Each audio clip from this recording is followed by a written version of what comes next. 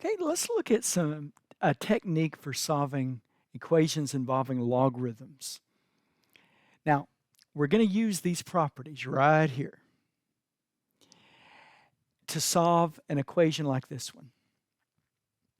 So here we go. We've got log base 2 of 3 plus log base 2 of x equals 5. What I want to do is I want to combine these. Just have one log. So I'm going to use this addition property. See? So I combine. Now, once I have the logs combined, I still have the log there. I still have the x trapped here by this log. So let me convert it. Let me convert to exponential form. Okay, so I make this base of the log a base of the exponent on the other side. You know, I'm applying a base 2, exponential base 2 to both sides. But when I do that, all that's left on this side is the 3x. This 3x has been liberated from this log. So I have 3x equals 2 to the 5th. Well, now this is an easy equation for us to solve. It's 3x equals 32, really, and we know how to do that. Just divide by the 3. So notice the technique here. We combine, we convert, and then we solve. So let's look at another one. Let's look at this one. We combine. This time it's a difference of logs. So I'm going to use this property. I have log base 2 of x over 3 equals 5. Now that's combining. Now I convert. Just convert from log base 2 to an exponential over here, 2 to the 5th. Log base 2, x over 3 equals 5. I converted that so that now I have x over 3 equals 2 to the 5th. See? So I convert it. Then I solve. Just multiply both sides by 3. And I get x equals 3 times 2 to the 5th, or 3 times 32. Okay? Let's try this one. Okay? Log base 2 of x plus log base 2 of x minus 7 equals 3. So I combine.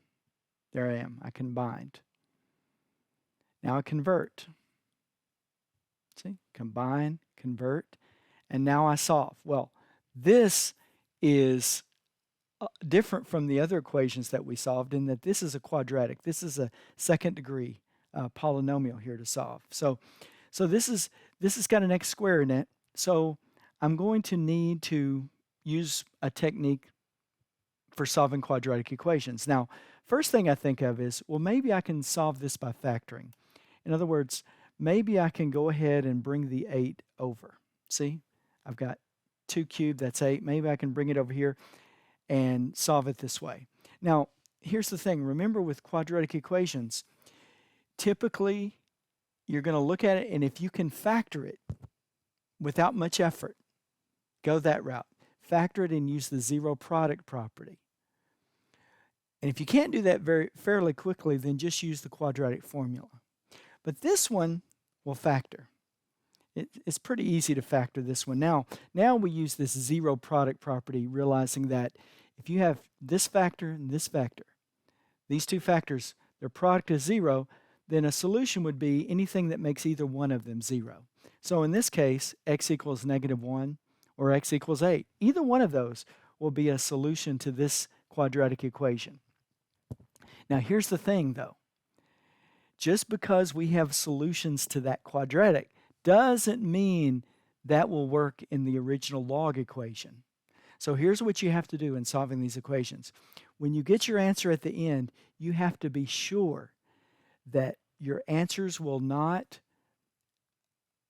when you plug those into the log, that it won't result in you trying to take the log of 0 or a negative number. You've got to be sure of that. So let's see what happens here. Let's look at this -1. If we put a -1, right away. If we put a -1 in here, we've got log base 2 of -1. That won't work. So we have to dismiss that. X cannot be -1. Okay? Now, then we try to put the 8 in. Well, log base 2 of 8, that works. That's fine. Log base 2 of 8 minus 7, that works. That's still positive. So our only solution is x equal 8. That's our only solution. Okay, so you have to combine, convert, and solve. The solving involves whatever equation you've been given. Solve that equation. Then at the end, you test your results. Test your solutions to make sure you're not trying to take the log of a 0 or a negative number. Okay, so let's look at this one. We combine. Now we convert. There we go, we convert it. And now we solve. Now notice the log is gone. Now we just have an equation to solve, and we have to rely on our knowledge of how we solve various equations. This one looks like we've got a variable in the denominator. Well, the way we can deal with that is just multiply both sides by that denominator. Multiply both sides by x minus 2. And when we do that, of course, x minus 2 on this side will cancel the x minus 2. Multiplying on this side, we just get this. So here's what's left. Here's the result of us multiplying both sides by x minus 2. Now we just solve this. Clear my parentheses, see? 8x minus 16. Gather everything that's not an x to one side. So I get 8x equals 21, see? 16 and 5 is 21. And then just divide by 8. So x equals 21 over 8. And that's my solution. And of course, we'd want to test that. We want to plug it in up here and make sure it will work. Well, 21 over 8, that's bigger than 2. So plugging it up here, we're still going to take the log of a positive number. It's not going to be negative. So we're set.